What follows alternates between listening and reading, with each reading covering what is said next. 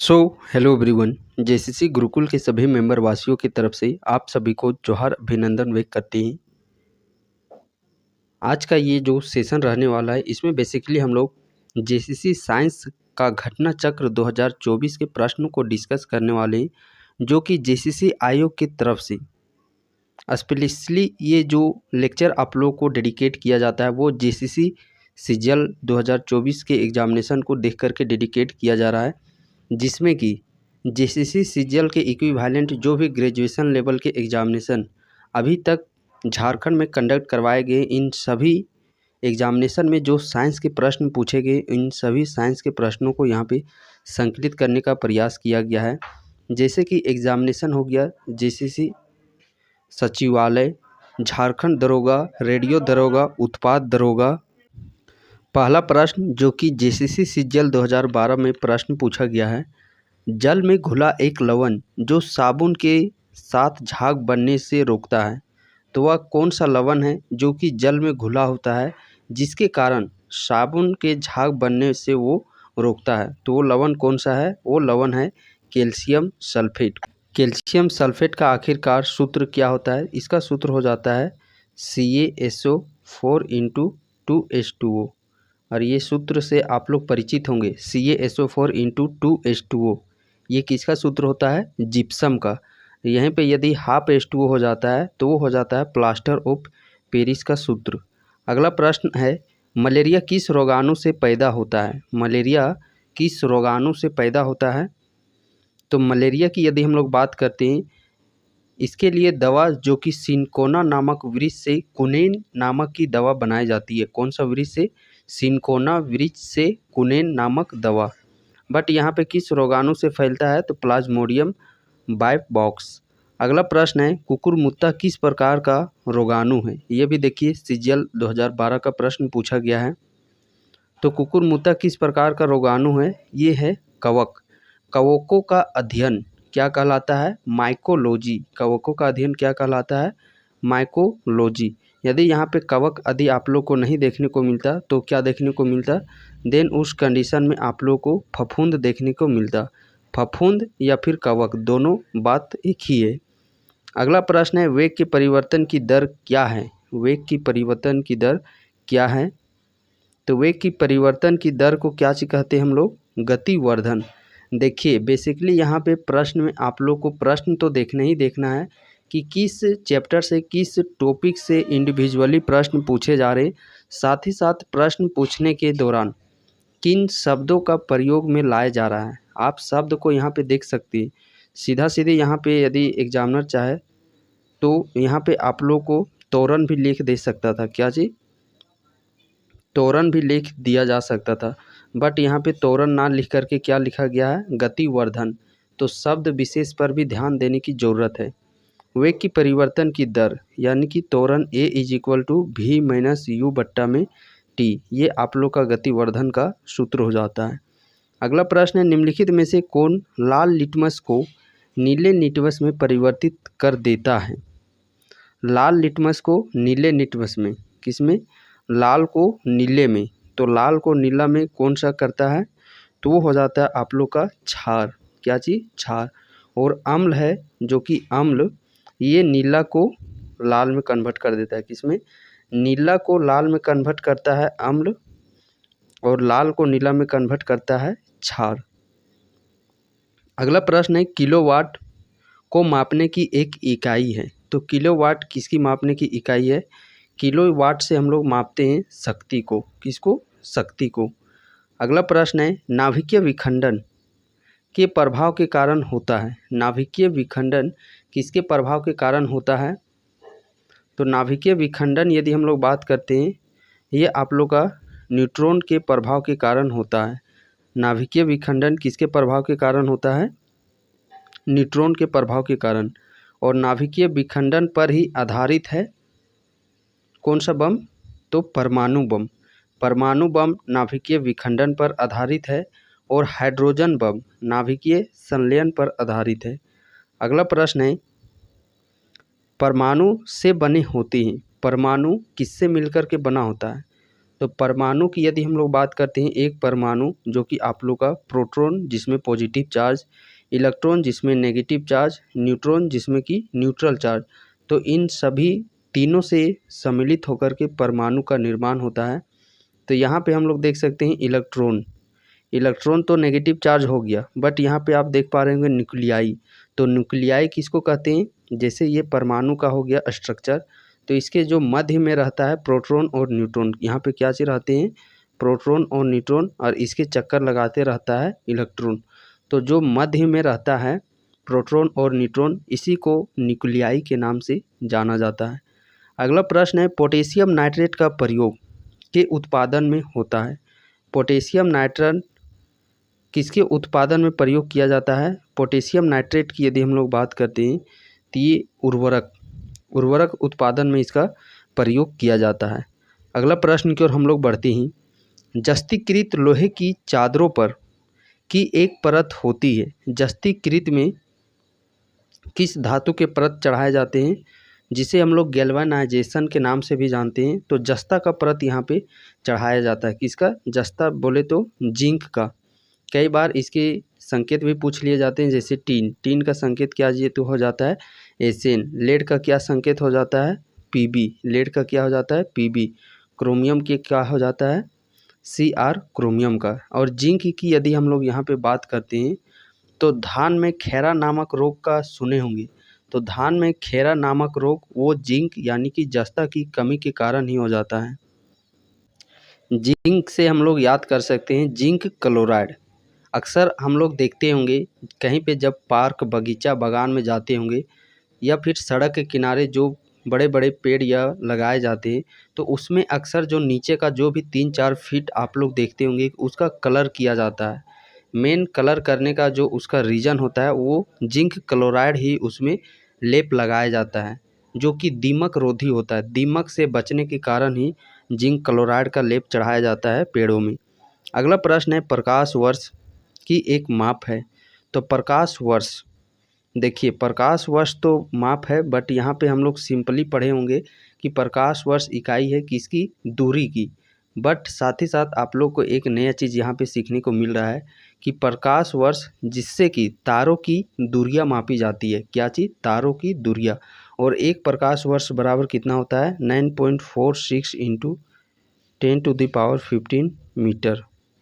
ये एक प्रकाश वर्ष बराबर हो जाता है। और दूरी मापने की सबसे बड़ी इकाई वो है पारसेक। क्या चीज़, पारसेक। और एक पारसेक बराबर कितना प्रकाश वर्ष होता है 3.26 लाइट ईयर यानी कि प्रकाश वर्ष होता है। अगला प्रश्न है, इनमें से कौन सी किरण अधिक मात्रा में प्रवेश करती है। इनमें से कौन सी किरण जो कि अधिक मात्रा में प्रवेश करती है, वो किरण है गामा किरण। कौन सा किरण, गामा किरण। अगला प्रश्न है, इनमें से किसका प्रयोग एक स्नेहक के रूप में किया जाता है। स्नेहक के रूप में, तो इसमें से किसका प्रयोग स्नेहक के रूप में प्रयोग किया जाता है, तो ग्रेफाइट का। और ग्रेफाइट से आप लोग परिचित होंगे, यह एक अधातु है बट विद्युत का सुचालक है। कौन सा, ग्रेफाइट। नेक्स्ट प्रश्न है, इनमें से किसका प्रयोग थर्मामीटर में किया जाता है। थर्मामीटर में, तो थर्मामीटर में किसका प्रयोग किया जाता है, पारा का प्रयोग थर्मामीटर में किया जाता है। पारा का संकेत क्या अच्छी होता है HD। और बैरोमीटर का जो पाठ्यांक होता है जिससे कि मौसम साफ है, तूफान होगा, अधिक बारिश होगा, जिसका पाठ्यांक यूज किया जाता है, तो उस बैरोमीटर में भी पारा का ही यूज किया जाता है। जिंक का संकेत क्या हो जाता है जेडेन, लेड का PB, टीन का एसेन। तो साथ ही साथ संकेत भी आप लोग याद करते हुए चलिएगा। देखिए ये प्रश्न आप लोग का CGL 2015 का प्रश्न पूछा गया है। अगला प्रश्न ये भी CGL 15 में है। जब कोई गैस तरल में बदलती है तो इस प्रक्रिया को कहते हैं, गैस तरल में बदलती है, जब कोई गैस तरल में बदलती है तो इस प्रक्रिया को किस नाम से हम लोग जानते हैं, तो इसे संघनन कहा जाता है। क्या चीज़, संघनन। अगला प्रश्न है, ब्लू बेबी सिंड्रोम का कारण क्या है। ब्लू बेबी सिंड्रोम का कारण क्या है, तो ब्लू बेबी सिंड्रोम का कारण यदि हम लोग बात करते हैं, पेयजल में नाइट्रेट का उच्च स्तर जो जल में है, जल में नाइट्रेट का अधिकता के कारण ही ब्लू बेबी सिंड्रोम नामक रोग होता है। जल में बहुत सारे ऐसे खनिज जिसकी मात्रा अधिक हो जाती है, जिससे कि काफ़ी सारी बीमारियां फैलती हैं। चलिए हम लोग उसको एक बार यहाँ पे रिकॉल करते हैं। देखिए यहाँ पे कुछ खनिज लवण हैं जो कि जल में अधिकता के कारण से इनमें बीमारियां फैलती है।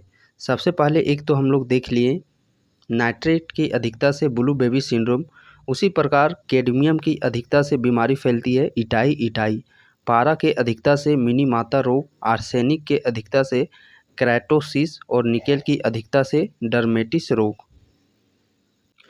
अगला प्रश्न है सिरका अम्ल में सोडियम बाइकार्बोनेट मिलाए जाने पर निम्न में से कौन सी गैस विमुक्त होती है।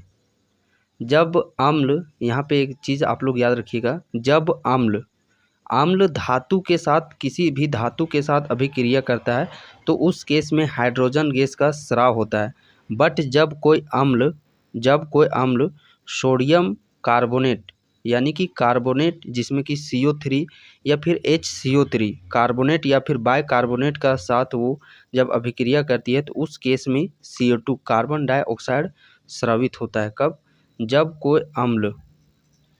कोई अम्ल या तो कार्बोनेट CO3 या फिर बाइकार्बोनेट यानी कि HCO3, सोडियम हो सकता है, पोटेशियम कार्बोनेट, पोटेशियम बाइकार्बोनेट, इस कैल्शियम बाइकार्बोनेट कोई भी हो सकता है, बट उसमें आप लोग का होना चाहिए कार्बोनेट या फिर बाइकार्बोनेट। जब अम्ल कार्बोनेट बाइकार्बोनेट से अभिक्रिया करेगा तो CO2 गैस यहाँ पे आप लोग का उत्सर्जन होगा। जब अम्ल धातु के साथ अभिक्रिया करेगा तो फिर हाइड्रोजन गैस विमुक्त होगा। अगला प्रश्न है पावर के लिए इनमें से कौन सा संबंध सही नहीं है। पावर के लिए इनमें से कौन सा संबंध नहीं है। सबसे पहले फॉर्मूला आप लोग याद होंगे P = VI, ये तो संबंध रखता है, चलिए ठीक है। और I = क्या होता है, तो I = भी हम लोग पढ़े हैं V/R। जब I का मान V/R रखेंगे तो एक तो हमारा निकल के आ जाएगा V² जो कि C का भी संबंध रखता है, चलिए ठीक है। और V के जगह में IR यानी कि I²R, तो ये हमारा B वाला भी संबंध रखता है। बट यहाँ पे ऑप्शन नंबर D की बात करते हैं जो कि हमारा ऑप्शन नंबर D संबंध नहीं रखता है। अगला प्रश्न की ओर हम लोग बढ़ते हैं जो कि अगला प्रश्न है सोडियम क्लोराइड विलयन की pH की स्वाभाविक क्या होगी। सोडियम क्लोराइड, तो सोडियम क्लोराइड NaCl, इसका स्वभाव किस प्रकार का होगा। सोडियम क्लोराइड की यदि हम लोग बात करते हैं इसके स्वभाव की, तो इसका स्वभाव न्यूट्रल होता है। कैसा होता है, न्यूट्रल होता है, लवण। अगला प्रश्न है यहाँ पे लवण की यदि बात करते हैं, चूँकि सोडियम क्लोराइड आप लोग का लवण है।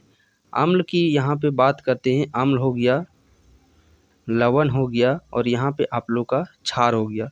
तो 0 से 7 अम्ल और 7 लवण और 7 से 14 ये आप लोग का क्षार का हो गया। अगला प्रश्न है जीन्स का नीला रंग किस डाई के कारण होता है।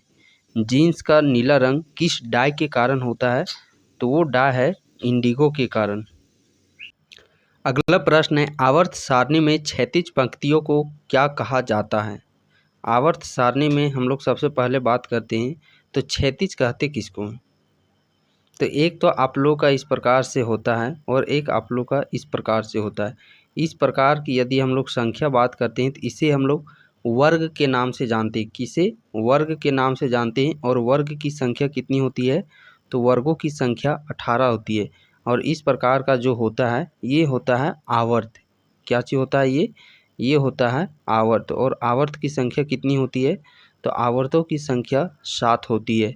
तो वही चीज़ क्षैतिज यानी कि इस रेखा को बोला गया है, तो इसे क्या चीज़ कहते हैं हम लोग, तो इसे आवर्त कहा जाता है। बट यहाँ पे ऑप्शन तो आवर्त है नहीं, तो फिर क्या आंसर हो जाएगा। देखिए शब्द को यहाँ पे देखने का ज़रूरत है, चूँकि एग्जामिनर है जो हम लोग जनरल शब्द पुस्तक कहीं पे भी पढ़ते हैं उस शब्द का प्रयोग नहीं करता है, बल्कि थोड़ा सा हटकर के शब्द प्रयोग करता है। तो यहाँ पे आवर्त के स्थान पर क्या चीज़ हो जाएगा, अवधियाँ, यहाँ पे इसका सही आंसर हो जाएगा। आवर्त को ही अवधियाँ के नाम से जाना जाता है। जैसे अभी हम लोग त्वरण को देखें गतिवर्धन, तो उसी प्रकार देख सकते हैं आवर्त को अवधिया के दूसरे रूप में भी हम लोग जान सकते हैं। अगला प्रश्न है किस उपकरण रक्तचाप मापने के लिए उपयोग किया जाता है। तो रक्तचाप मापने के लिए किस उपकरण का प्रयोग किया जाता है? स्फिग्मोमैनोमीटर। किसका? रक्तचाप स्फिग्मोमैनोमीटर से मापा जाता है। अगला प्रश्न है, स्टेथोस्कोप का आविष्कार किसने किया? स्टेथोस्कोप का आविष्कार किसके द्वारा किया गया? रेने लायनेक के द्वारा स्टेथोस्कोप का आविष्कार किया गया। चुंबकीय शक्ति, चुंबकीय फ्लक्स, मैग्नेटिक फ्लक्स को मापने के लिए उपयोग की जाने वाली इकाई है। तो मैग्नेटिक फ्लक्स को किस में मापा जाता है? वेबर में। किस में? वेबर में। टेम्परेचर को केल्विन में, ज्योति तीव्रता को कैंडेला में, विद्युत धारा को एम्पियर में मापा जाता है। वॉशिंग सोडा के लिए रासायनिक सूत्र क्या है? किसके लिए? Washing soda. वॉशिंग सोडा कहने का तात्पर्य है धोने का सोडा। तो धोने का सोडा का सूत्र हो जाता है sodium carbonate into 10H2O। Sodium carbonate into 10HDO। अगला प्रश्न है, यहीं पे सूत्र के रूप में आप लोगों को एक और सूत्र जो कि सोडियम बाइकार्बोनेट NaHCO3, इस सूत्र से भी आप लोग अवगत होंगे। तो खाने वाला सोडा, बेकिंग सोडा का सूत्र क्या हो जाता है? NaHCO3। वहीं विरंजक चूर्ण CaOCl2, ये आप लोग का विरंजक चूर्ण का सूत्र हो जाता है। अगला प्रश्न है, निम्नलिखित सिद्धांतों में से कौन से सिद्धांत यह बताता है कि हवा जहाज कैसे उड़ता है? हवाई जहाज कैसे उड़ता है? तो हवाई जहाज किस सिद्धांत पर कार्य करता है? बर्नौली सिद्धांत पर हवाई जहाज कार्य करता है। कौन सी गैस में सड़े हुए अंडे की खराब गंध होती है? सड़े हुए अंडे का गंध किस प्रकार का होता है? तो हाइड्रोजन सल्फाइड। अक्सर आप लोग देखते होंगे जब अंडा को लाते होंगे, ये बहुत दिनों से हो जाता है, तो बहुत ही भयानक सेंट देने लगता है। तो वो बदबू कैसा होता है? Hydrogen sulphide. बदबू से भी आप लोग लिंक कर सकते हैं, जब हम लोग बाथरूम जाते हैं देखते होंगे अक्सर कि बाथरूम से जो महक आती है वो महक अमोनिया का होता है। किसका? अमोनिया का महक होता है। अगला प्रश्न है, कौन से भौतिक वैज्ञानिक ने उप परमाणु कण न्यूट्रॉन की खोज की थी? किसकी खोज? न्यूट्रॉन की खोज। तो न्यूट्रॉन की खोज किसके द्वारा की गई है? जेम्स चैडविक के द्वारा न्यूट्रॉन की खोज की गई है। अगला प्रश्न है, मायोपिया और हाइपरमेट्रोपिया नामक रोग से संबंधित है। मायोपिया और हाइपरमेट्रोपिया ये किससे संबंधित है? तो ये आँख से संबंधित है। मायोपिया कहने का तात्पर्य है निकट दृष्टि दोष, और निकट दृष्टि दोष, इस दोष से छुटकारा किस लेंस को लगाकर किया जाता है? तो अवतल लेंस। कैसा लेंस? अवतल लेंस।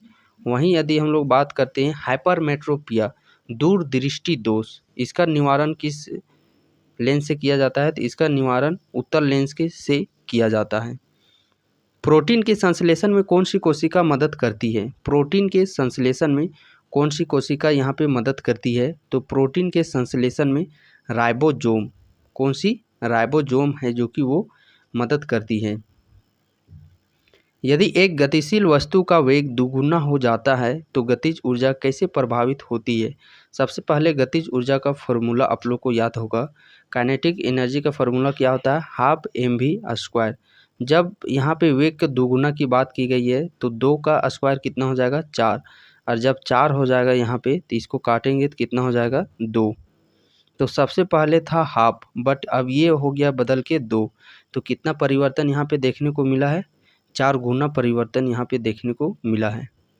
यहाँ पे हम लोग और एक सूत्र याद सकते हैं, चूँकि वर्क एनर्जी से ये प्रश्न काफ़ी बार पूछे जाते हैं। पोटेंशियल एनर्जी का सूत्र क्या हो जाता है? mgh। Potential energy mgh। और यहीं पे यदि हम लोग बात करते हैं काइनेटिक एनर्जी और साथ ही साथ मोमेंटम में कई दफ़ा आप लोग के रिलेशन पूछे जाते हैं। काइनेटिक एनर्जी बराबर p² बट्टा में 2m, ये आप लोग का काइनेटिक एनर्जी और मोमेंटम का रिलेशन होता है। कमरे के तापमान पर तरल अवस्था में मौजूद धातु, तो कमरा का जो भी सामान्य तापमान होता है उसमें मौजूद है जो कि ये तरल अवस्था में होता है, और यह एक धातु है। तो वो कौन सा धातु है? मरकरी धातु। कौन सा? मरकरी धातु। वहीं अधातु यदि पूछता तो अधातु में क्या हो जाता? अधातु में आप लोगों का ब्रोमीन हो जाता। विटामिन डी क्या है? विटामिन डी क्या है? तो विटामिन डी जो कि यह एक प्रकार का वसा में घुलनशील विटामिन है। अब यहाँ पे बात आ जाती है कि कौन कौन से विटामिन वसा में घुलनशील है। तो वो विटामिन आप लोग का सूत्र याद कर लेना है, अड़ेक। क्या चीज़? ADEK. Vitamin A, vitamin D, vitamin E, vitamin K, ये सभी आप लोग के फैट सोल्यूबल हो जाते हैं। क्या चीज़? Fat soluble. वहीं विटामिन बी और सी ये आप लोग का वाटर सोल्यूबल हो जाता है। अगला प्रश्न है, क्रोमोसोम का बना होता है। क्रोमोसोम किसके बने होते हैं? तो क्रोमोसोम आप लोग के डीएनए और प्रोटीन के बने होते हैं। डीएनए और प्रोटीन के बने होते हैं क्रोमोसोम। पीतल की एक मिश्र धातु है। पीतल किसका मित्र धातु है? तो ट्रिक आप लोग याद किए होंगे, पिताजी। क्या चीज? पिताजी। पी से पीतल, ता से तांबा, जी से जस्ता। तो मिश्र धातु से भी काफ़ी प्रश्न आप लोग के यहाँ पे पूछे जाते हैं। पीतल हो जाता है तांबा और जस्ता का मिश्र धातु। सब्जी तेल से वनस्पति बनाने के लिए किस गैस का उपयोग किया जाता है? तो सब्जी तेल से वनस्पति तेल का यूज किया जाता है हाइड्रोजन गैस का। बच्चों में प्रोटीन की कमी के कारण होने वाली बीमारी के नाम से जाना जाता है। तो प्रोटीन की कमी से दो बीमारियां होती है, एक तो मेरास्मस होती है और एक होता है क्वासी और कोश। तो यहाँ पे मेरास्मस बीमारी है जो कि प्रोटीन की कमी से होने वाला रोग है। इनमें से कौन सी बीमारी को ब्लैक बोन बुखार भी कहा जाता है? इनमें से कौन सी बीमारी को ब्लैक बोन के नाम से भी जाना जाता है? ब्लैक बोन कहने का तात्पर्य है हड्डी तोड़ बुखार। हड्डी तोड़ बुखार जिसे हम लोग डेंगू के नाम से भी जानते हैं। अगला प्रश्न है, इनमें से कौन सी धातु बिजली का सबसे अच्छा कंडक्टर है? बिजली का सबसे अच्छा कंडक्टर है वो है चांदी। कौन सा? चांदी। अगला प्रश्न है, पेड़ से पत्ता गिरना खाली स्थान द्वारा प्रेरित किया जा सकता है। पेड़ से पत्ता गिरना, तो पेड़ से पत्ता गिरने का मुख्य कारण जो पादप हार्मोन होता है वो पादप हार्मोन एब्सिसिक एसिड के कारण होता है। किससे? एब्सिसिक एसिड के कारण पत्ते हैं जो कि वो पीले होकर के गिरने लगते हैं। निम्न में से कौन सा मानव शरीर में एक अवशिष्ट अंग है? मानव शरीर में अवशिष्ट अंग जो कि रहे नहीं रहे इसका कोई मतलब ही नहीं बन जाता, तो वो अंग हमारा आ जाता है एक तो अपेंडिक्स। क्या चीज़? अपेंडिक्स। और हम लोग देख सकते हैं जैसे कि मानव सर का जो बाल हो गया, जो कान हम लोग का है वो भी हमारा एक अवशिष्ट अंग ही है। साथ ही साथ पूंछ की हड्डी वो भी हमारा एक अवशिष्ट अंग है। अक्ल का दांत वो भी हमारा अवशिष्ट अंग है। अगला प्रश्न है, कौन से सूक्ष्म जीव हेपेटाइटिस बी का कारण बनता है? किसका कारण बनता है? हेपेटाइटिस बी का। तो हेपेटाइटिस बी का कारण बनता है जीवाणु।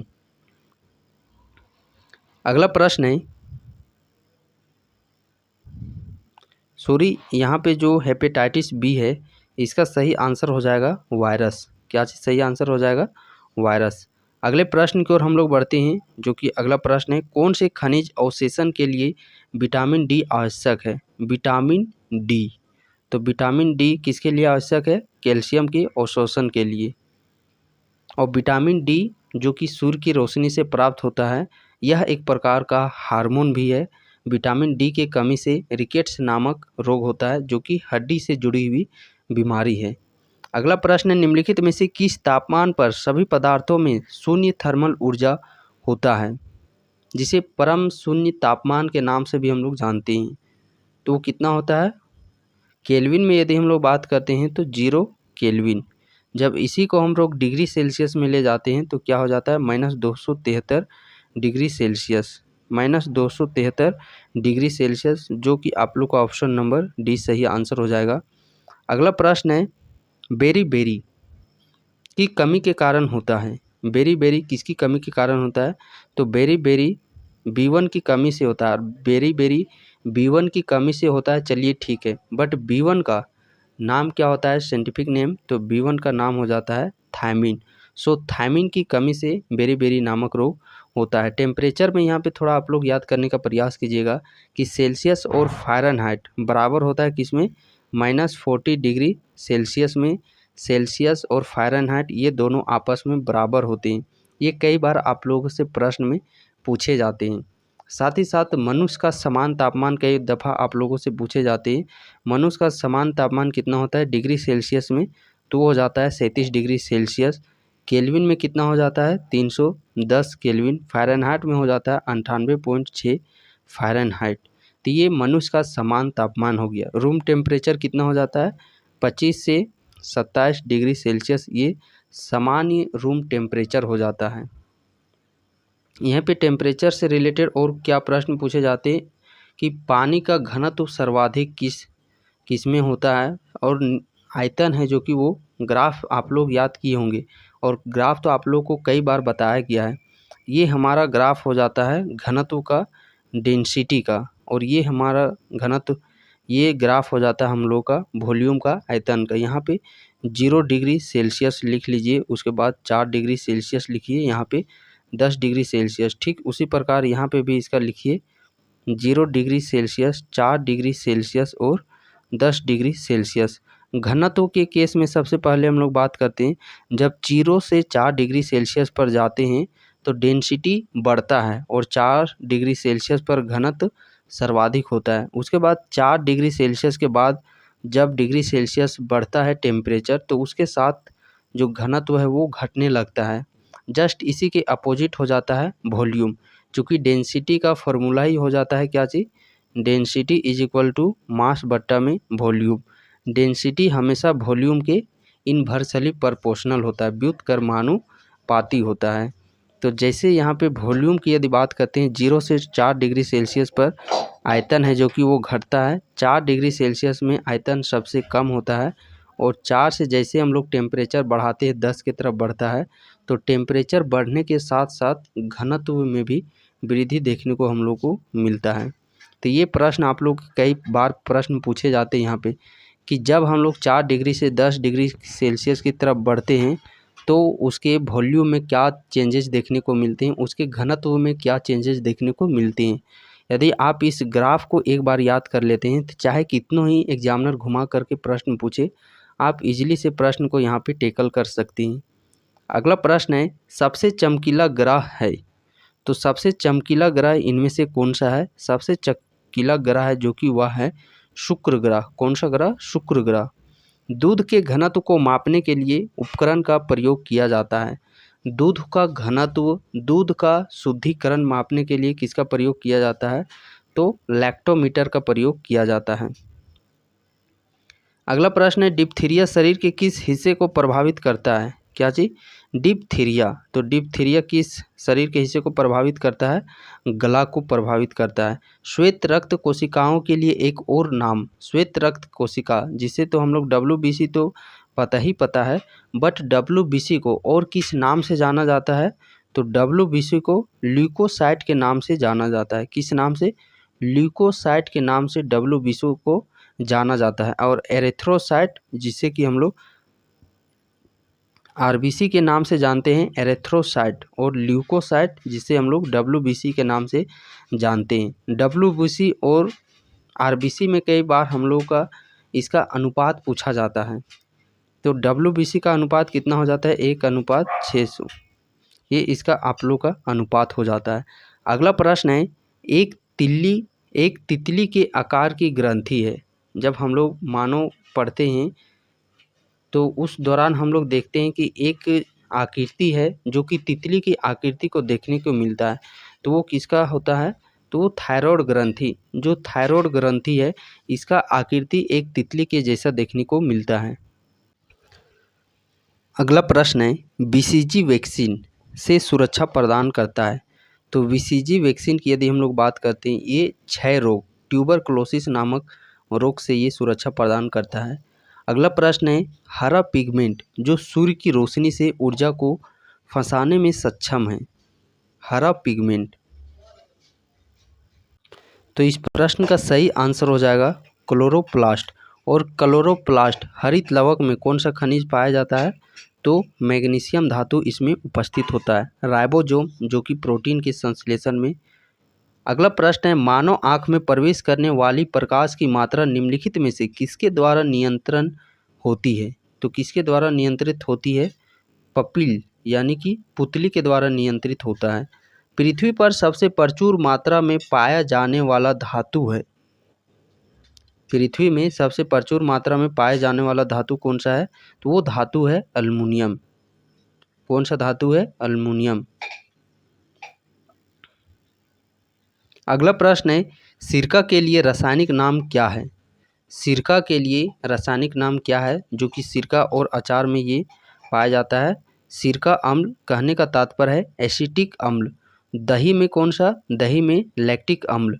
सेव में कौन सा अम्ल पाया जाता है? मैलिक अम्ल। सेव में कौन सा अम्ल पाया जाता है? मैलिक अम्ल। अगला प्रश्न है, निम्न में से कौन से तत्व पेट्रोल या डीजल में मौजूद होते हैं? इनमें से कौन सा तत्व है जो कि पेट्रोल और डीजल दोनों में उपस्थित होते हैं? तो वो हैं कार्बन और हाइड्रोजन। क्या चीज़? कार्बन और हाइड्रोजन। H1N1 विषाणु के कारण क्या बीमारी होती है? तो H1N1 इस विषाणु के कारण से कौन सा रोग होता है? तो इस विषाणु के कारण जो रोग होने वाला है वो है स्वाइन फ्लू। और H1N5 ये क्या चीज़ होता है? ये होता है bird flu.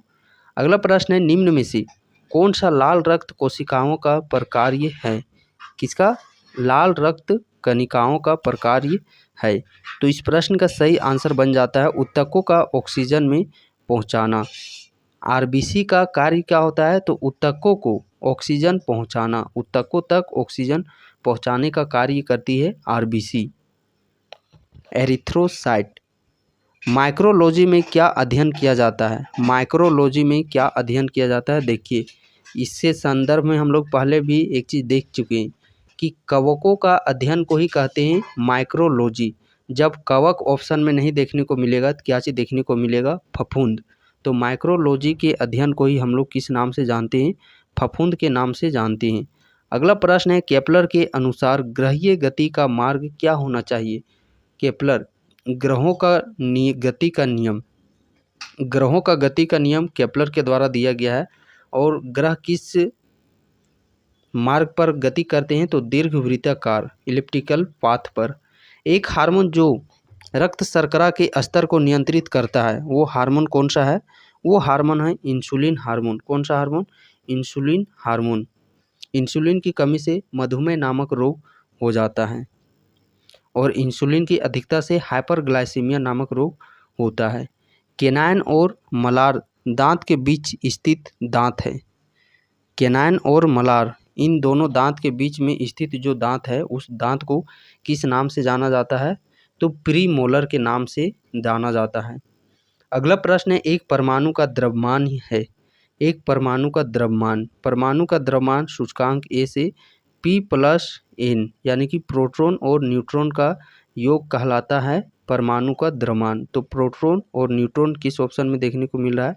Option number B इस प्रश्न का सही आंसर हो जाएगा। अगले प्रश्न की ओर बढ़ते हैं। अगला प्रश्न है, हाइड्रोजन के खाली स्थान में बदलने से सितारे चमकते हैं। सितारे, तारे, तारे किसका उपस्थित होता है? हाइड्रोजन और हीलियम।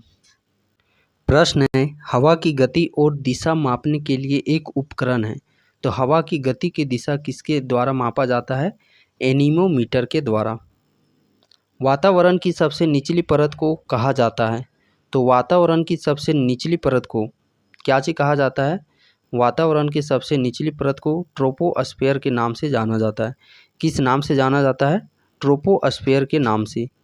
निम्न में से किस अवस्था को असामान्य निम्न रक्त ग्लूकोज स्तर के रूप में चिन्हित किया जाता है? तो इस प्रश्न का सही आंसर हो जाएगा हाइपोग्लाइसीमिया नामक रोग। अगला प्रश्न है, निम्न में से कौन से रोग का उपचार क्विनैन दवा के प्रयोग से किया जाता है? क्विनैन दवा के प्रयोग से, जो कि सिनकोना वृक्ष से बनाया जाता है यह दवा, तो किस रोग को ठीक किया जाता है क्विनैन की दवा से? मलेरिया नामक रोग, जो कि। अगला प्रश्न है, क्षुद्र ग्रह बेल्ट किन ग्रह पर्त के बीच में स्थित है? कौन सा? क्षुद्र ग्रह। तो क्षुद्र ग्रह किन ग्रहों के बीच में उपस्थित है? क्षुद्र ग्रह की यदि हम लोग बात करते हैं तो मंगल और बृहस्पति, मंगल और बृहस्पति के बीच क्षुद्र ग्रह स्थित है। कंपाउंड CaOCl2 का आम नाम क्या है? तो CaOCl2 को किस नाम से जाना जाता है? Bleaching powder. Bleaching powder CaOCl2। मनुष्य के जीवन चक्र में 2 बार विकसित होने वाले दांतों की संख्या कितनी है? तो मनुष्य के जीवन में 2 बार दांतों की संख्या, जो कि 20 दांत 2 बार जन्म होता है मनुष्य के जीवन कार्यकाल में। इंद्रधनुष किसके कारण होता है? इंद्रधनुष किसके कारण होता है? तो इंद्रधनुष जो कि 2 अपवर्तन और 1 रिफ्लेक्शन के कारण से इंद्रधनुष की परिघटना होती है। तत्व त्वचा में कौन सा वर्णक एक प्राकृतिक सनस्क्रीन है? त्वचा का रंग, जो त्वचा का रंग होता है वो मेलानिन के कारण होता है। मेलानिन डिपेंड करता है कि कितना मात्रा में है कि कितना मात्रा में नहीं, वही स्किन का रंग बताता है। बैरोमीटर में पढ़ने के अचानक पतन का संकेत है कि मौसम होगा। तो बैरोमीटर का जो पाठ्यांक है इसमें पारा होता है, यानी कि Hg होता है, पारा मरकरी होता है। थर्मामीटर में भी मरकरी होता है। जब अचानक पतन की बात कही गई है तो अचानक पतन, अचानक इसका जो रीडिंग है वो गिरने के जो दर्शाता है वो दर्शाता है तूफानी आंधी तूफान आने का। एक अंधेरे कमरे में रखा गया एक हरा पत्ता का लाल बत्ती से प्रकाशित होता है, पत्ता किस कलर का दिखाई देगा? तो पत्ता है ये हमारा काला कलर का दिखाई देगा। कैसा दिखाई देगा? काला कलर का। कौन सा भोजन प्राकृतिक विटामिन डी की उच्चतम मात्रा रखता है? विटामिन डी की उच्चतम मात्रा रखता है साल्मन। अगला प्रश्न है, ध्वनि किसमें ज़्यादा गति से जाती है? ध्वनि की गति सर्वाधिक किसमें होती है? तो जो ध्वनि की गति है वो स्टील में सर्वाधिक होती है। किसमें? स्टील में सर्वाधिक होती है। पीएच मान हम लोग जैसे पढ़ते हैं कि पीएच मान कितना होता है, तो यहाँ पे पीएच है, इसका पूर्ण रूप क्या होता है? पीएच का फुल फॉर्म होता है क्या आखिरकार? तो पीएच होता है जो कि पोटेंशियल ऑफ हाइड्रोजन, हाइड्रोजन की क्षमता बताता है, पोटेंशियल ऑफ हाइड्रोजन। अगला प्रश्न है, रेत और सिलिकेट्स का मिश्रण है। रेत और सिलिकेट का मिश्रण है तो कांच है जो कि वो रेत और सिलिकेट का मिश्रण है। अगला प्रश्न है, चाय का वनस्पति नाम है। चाय का वनस्पति नाम क्या चीज़ है? तो इसका वनस्पति नाम है कैमेलिया सिनेसिस। Camellia sinensis. मानव लार में एक एंजाइम होता है जिसका नाम है, मानव के जो लार है इस लार में कौन सा एंजाइम पाया जाता है? तो इस लार में टाइलिन नामक एंजाइम पाया जाता है। यहाँ पे हम लोग बात करते हैं पेप्सिन और रेनिन। तो पेप्सिन जो कि प्रोटीन का पाचन करता है, रेनिन जो कि दूध का पाचन करता है, और जो कि आप लोग को बच्चे में 6 वर्ष तक के बच्चों में रेनिन आप लोग को ये देखने को मिलता है। अगला प्रश्न है, एक आयन बनता है जब एक परमाणु खोता है। आयन का निर्माण होता कैसे है? तो इलेक्ट्रॉन के, या तो इलेक्ट्रॉन से ही होता है। इलेक्ट्रॉन को चाहे आप गेन कीजिए यानी किसी से लीजिए या फिर किसी को आप लोग दीजिए, इलेक्ट्रॉन की हेरा फेरी से ही आयन निर्माण होता है। जब हम लोग किसी इलेक्ट्रॉन को जब हम लोग त्याग करते हैं, देते हैं, तो कौन सा चार्ज बनाता है? Positive charge. जब हम लोग इलेक्ट्रॉन को लेते हैं तो कौन सा चार्ज बनाता है? Negative charge. जब हम लोग किसी से लेते हैं तो हम लोग ऋणी हो गए, उधार उससे लिए हैं तो ऋण हम लोग पर हो गया है, तो वही ऋण ऋणात्मक यानी कि माइनस। जब हम लोग किसी को देते हैं, जब किसी को दे रहे हैं तो हम लोग ब्याज यानी कि प्लस हो गया। अगला प्रश्न है, NaOH एक है सोडियम हाइड्रोक्साइड, जिसमें भी आप लोग को OH देखने को मिलेगा। ये OH होता क्या चाहिए? ये इंडिकेट करता है बेस को, क्षार को इंडिकेट करता है। अगला प्रश्न है, प्रकाश संश्लेषण की क्रिया में पौधों द्वारा एक उपोत्पाद के रूप में किस गैस को मुक्त किया जाता है? तो उप उत्पाद के प्रकाश संश्लेषण की क्रिया यदि हम लोग देखते हैं तो यहाँ पे हम लोग ऑक्सीजन है जो कि उप उत्पाद के रूप में मुक्त होता है। प्रश्न है, कृत्रिम गुर्दा एक ऐसा उपकरण होता है जो खून से नाइट्रोजन का कचरा इस प्रक्रिया के द्वारा हटाता है, वह प्रक्रिया है। तो वह कौन सा प्रक्रिया है? वो डायलिसिस प्रक्रिया कहलाता है। एक पेंसिल जब द्रव में डुबाई जाती है तो के कारण मुड़ी प्रतीत होती है। इसे आप लोग प्रैक्टिकली भी बहुत बार किए होंगे कि जब किसी भी बीकर में जब पानी रखा है, जब हम लोग वहाँ पे छड़ी डुबाते हैं तो वो तिरछी नज़र मुड़ी हुई दिखाई देती है।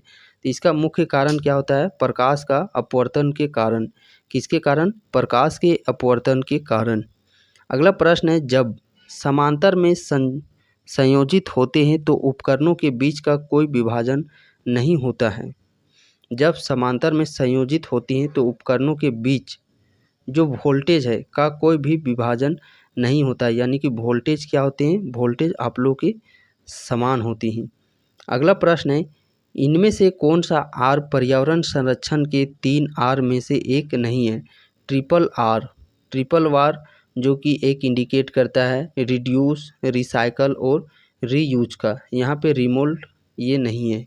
अगला प्रश्न है, लेंस की शक्ति को रूप में परिभाषित किया जाता है। लेंस की शक्ति, लेंस की शक्ति यदि हम लोग पावर की बात करते हैं 1/f, तो फोकस दूरी के व्युत्क्रमानुपाती, रेसिप्रोकल ऑफ फोकस दूरी। अगला प्रश्न है, एक तार का प्रतिरोध है उसके अनुप्रस्थ काट के क्षेत्रफल के अनुपातिक है, डायरेक्टली या फिर इन्वर्सली। तो यहाँ पे जब आर का फॉर्मूला देखते हैं, R is equal to rho L बट्टा में A, R is equal to rho L बट्टा में ए, और यही है एरिया ऑफ क्रॉस सेक्शन। तो इसके क्या चाहिए? इसके इन्वर्सली प्रोपोर्शनल है, व्युत्क्रमानुपाती है। विद्युत लैंप के तंतुओं के लिए का उपयोग अधिकतर विशेष रूप में किया जाता है। विद्युत लैंप, तो बल्ब का जो फिलामेंट होता है वो किसका बना होता है? टंगस्टन का। जो हीटर है, हीटर का तंतु किसका बना होता है? नाइक्रोम का। अगला प्रश्न है, धातु खींचकर उससे पतली तार बनाने के गुणधर्म को कहते हैं। जब तार खींच कर के हम लोग बनाते हैं तो उस गुणधर्म को तन्यता कहते हैं, और जब किसी को पीट करके चादर में परिवर्तित करते हैं तो उसे हम लोग आघातवर्ध तन्यता कहते हैं। आधुनिक आवर्त नियम कहता है कि तत्वों के रासायनिक और भौतिक गुणधर्म उनके के आवर्ती फलन होती हैं। तो तत्वों का रासायनिक और भौतिक गुणधर्म ये किसके द्वारा इंडिकेट किया जाता है? तो ये परमाणु संख्या, परमाणु संख्या। अगला प्रश्न है, हाइड्रा और खमीर द्वारा प्रजनन करते हैं। तो हाइड्रा और खमीर है ये मुकुलन विधि के द्वारा, बडिंग प्रोसेस के द्वारा ये जनन करते हैं। जाइलम मिट्टी से प्राप्त किए गए और खनिजों का समूहन करता है। जाइलम, जाइलम जल और खनिज लवणों का समूहन करता है। अगला प्रश्न है, फोटोवोल्टिक सेल का दूसरा नाम क्या है? तो फोटोवोल्टिक सेल का दूसरा नाम है सोलर सेल। क्या चीज़? Solar cell. और ये सोलर सेल किसका बना होता है? सोलर सेल सिलिकॉन का बना होता है। निम्नलिखित समूह को क्षारीय पार्थिव धातु, alkali earth metal, alkaline earth metal. तो ये समूह 2 को, वर्ग का जो दूसरा होता है, जैसे ये पहला वर्ग हो गया, ये दूसरा वर्ग, तो इस दूसरे वर्ग को हम लोग अल्कली अर्थ मेटल के नाम से जानते हैं। सामान्य सिस्टोलिक दबाव MHG और डायस्टोलिक दबाव MMHG होता है। तो यहाँ पे सिस्टोलिक और डायस्टोलिक, इसे याद कैसे करना है? यदि आप लोग डायरेक्ट रटे होंगे तो इसे आप लोग भूल सकते हैं, बट ट्रिक बेस पर याद कीजिएगा तो कभी नहीं भूलिएगा। कैसे याद करना है? सिस्टोलिक पहला हम लोग का S लेटर ले लेना है, डायस्टोलिक पहला लेटर लेना है D। रीजनिंग जब पढ़ते होंगे तो इसका क्रमांक संख्या पढ़ते हैं हम लोग। D कितना में आता है? 4 में। S कितना में आता है? 19 में। तो S बड़ा है तो यहाँ पे बड़ा वाला हो जाएगा सिस्टोलिक, D छोटा है, 4 छोटा है 12 के रिस्पेक्ट में, तो छोटा वाला हम लोग का हो जाएगा डायस्टोलिक। तो सिस्टोलिक हो जाएगा 120 और डायस्टोलिक हो जाएगा 80। अगला प्रश्न है, चलिए हम लोग और 2 प्रश्न बचे हुए, इन दोनों प्रश्न को देख लेते हैं, उसके बाद हम लोग डिस्कशन करते हैं। अगला प्रश्न है, शरीर में रासायनिक संदेहवाहक है। शरीर में रासायनिक संदेहवाहक कौन है? तो हार्मोन है जो कि वो शरीर में रासायनिक संदेहवाहक है। अगला प्रश्न है, WBC और RBC मानव शरीर में किस अनुपात में पाए जाते हैं? WBC और RBC का यहाँ पे अनुपात की बात करते हैं तो 1:600 हो जाएगा। WBC जिसे हम लोग ल्यूकोसाइट के नाम से भी जानते हैं, RBC जिसे हम लोग एरिथ्रोसाइट के नाम से भी हम लोग जानते हैं। तो इस प्रकार हम लोगों ने देखा जो कि JCC के अलग अलग एग्जामिनेशन में प्रश्न किस प्रकार से पूछे गए, और इस सेशन को लाने का बस मेन मकसद यही था कि आप प्रश्नों के एनालिसिस करके पैटर्न एक आप लोग पता कर सकें। चूँकि पैटर्न बेस आप लोग स्टडी कीजिएगा तभी कहीं ना कहीं आप लोग एक एक्यूरेसी के साथ प्रश्नों को टैकल कर सकते हैं। और आई होप सो कि आप लोग ने यदि इस सेशन को बारीकी से देखा होगा तो आप उस चीज़ को एनालिसिस कर पा रहे होंगे कि साइंस के किस चैप्टर से किस टॉपिक से प्रश्न पूछे गए। यदि एनालिसिस नहीं भी किए हैं तो उसके लिए भी आप लोग को डरने की ज़रूरत नहीं है, क्योंकि यहाँ पे जो घटना चक्र के तहत जो भी प्रश्न बनाए गए हैं उसका कंप्लीट यहाँ पे आप लोग को बताया जा रहा है कि इस चैप्टर से इस टॉपिक से प्रश्न पूछे गए। यदि आप लोग सीक्वेंस में नहीं भी पढ़े होंगे, अभी तक कुछ भी नहीं पढ़े होंगे, तो आप सिर्फ इस इंडिविजुअली चैप्टर को और टॉपिक को पढ़ने का प्रयास कीजिए। यहीं से आप लोग के सारे प्रश्न पूछे जा रहे हैं। सबसे पहले तो आप लोग का अम्ल और क्षार चैप्टर से पूछा ही जा रहा है, विटामिन से प्रश्न पूछे जा रहे हैं, रोग से प्रश्न पूछे जा रहे हैं, मापन उपकरण से प्रश्न पूछे जा रहे हैं, अध्ययन से प्रश्न पूछे जा रहे हैं, ऑप्टिक्स जिसमें कि हम लोग का दर्पण हो गया, लेंस हो गया, मानव नेत्र हो गया, आँख हो गया, ये ऑप्टिक्स आप लोग, और एक हो गया हाइड्रोकार्बन जिसमें कि अल्केन, अल्कीन, अल्काइन, ये हाइड्रोकार्बन्स। रिएक्शन से प्रश्न आप लोग के पूछे जा रहे हैं, वो वाला जो अम्ल कार्बोनेट के साथ बाइकार्बोनेट, अम्ल धातु के साथ अभिक्रिया क्या, जो फोटो प्रकाश संश्लेषण है उस अभिक्रिया से भी देखिएगा प्रश्न पूछ लिए गए हैं। स्वर्ण से भी आप लोग के प्रश्न पूछे जा रहे हैं, और एटॉमिक जो परमाणु, ये सारे से प्रश्न आप लोग को पूछे जा रहे हैं। पीरियोडिक टेबल से आप लोगों ने देखा कि कितने सारे प्रश्न पूछे गए हैं। साथ ही साथ सिद्धांत से भी प्रश्न आप लोगों के पूछे गए हैं। हवाई जहाज़ बर्नौली सिद्धांत पर, इस प्रकार जो हम लोग बात करते हैं पास्कल के सिद्धांत पर, आप लोग के हाइड्रोलिक ब्रेक ये सब हो गए, तो वो सिद्धांत बेस्ड भी प्रश्न पूछे जा रहे हैं। साथ ही साथ सौर मंडल से संबंधित प्रश्न आप लोग को देखने को मिलेंगे, और छोटे छोटे फार्मूलाज बेस आप लोग को न्यूमेरिकल प्रश्न देखने को मिलेंगे, जैसे मिरर फार्मूला हो गया, लेंस फार्मूला हो गया, हीट वाला चैप्टर आप लोग का यहाँ पे हो गया, इलेक्ट्रिसिटी वाला, वर्क एनर्जी वाला, और लीनियर इक्वेशन जैसे कि V = U + AT, V² = U² plus में 2S, S = U2 + ½ AT²। तो इस प्रकार छोटे छोटे न्यूमेरिकल प्रश्न पूछे जा रहे हैं। साथ ही साथ एक प्रकाश संश्लेषण का छोटा टॉपिक है, इस प्रकाश संश्लेषण से भी प्रश्न आप लोग के पूछे जा रहे हैं। तो ओवरऑल यहाँ पे आप देख सकते हैं जो भी 10-11 टॉपिक बताए गए, इन्हीं 10-11 टॉपिक से बार बार प्रश्न आप लोग को रिपीटेशन किए जा रहे हैं। तो एग्ज़ाम से पहले हो सके तो समय निकाल करके क्विक रिवीजन आप इन 10 टॉपिक का कर लीजिएगा। बाकी इसका जो कंप्लीट PDF है वो आप लोगों को JCC गुरुकुल का जो ऐप है, इस ऐप में आप लोगों को PDF वहाँ पे अपलोड कर दिए जा रहे हैं। यदि आप इस PDF को क्विक रिवीजन करने के लिए डाउनलोड करना चाहते हैं तो ऐप का लिंक डिस्क्रिप्शन बॉक्स पे है, डिस्क्रिप्शन बॉक्स से ऐप आप लोग डाउनलोड कर लीजिए और वहाँ से आप लोग इसके PDF को डाउनलोड कर सकती हैं। और रही बात GK GS, जो कि एक अथक समुद्र है। GK GS में काफ़ी स्टूडेंट उसमें दिक्कत आती है कि कहाँ से प्रश्न पूछ लिया जाए, नहीं पूछ लिया जाए, तो उसका भी सॉल्यूशन लेकर के आ रहा है हम लोग, जिसमें कि GK GS का जो ऑलरेडी आप लोग का सिलेबस में जो टॉपिक, जैसे पंचायती राज हो गया, कृषि हो गया, पंचायती राज के बाद जो आप लोग का हो गया पंचवर्षीय योजना हो गया, राज्य राजधानी हो गए, तो इन सभी प्रश्नों को अलग अलग टॉपिक जो भी दिए गए वहाँ पे आप लोग का राष्ट्रीय आंदोलन, तो ये जो अलग अलग टॉपिक आप लोग को दिए गए, इन टॉपिक का भी आप लोग को घटना चक्र के तहत सारे प्रश्न आप लोग को करवाने का प्रयास किया जाएगा। और जो भी छोटे छोटे टॉपिक है उन प्रश्नों के बाद हमारी कोशिश रहेगी कि संपूर्ण इतिहास, संपूर्ण भूगोल और संपूर्ण संविधान जो राज्य व्यवस्था वाला सेक्शन है उसका भी इसी प्रकार घटना चक्र आप लोग को प्रोवाइड किया जाएगा। लेकिन हाँ, इसमें आप लोग की सपोर्ट की ज़रूरत है, और वो सपोर्ट आप लोग को इस वीडियो में देखने को मिलना चाहिए।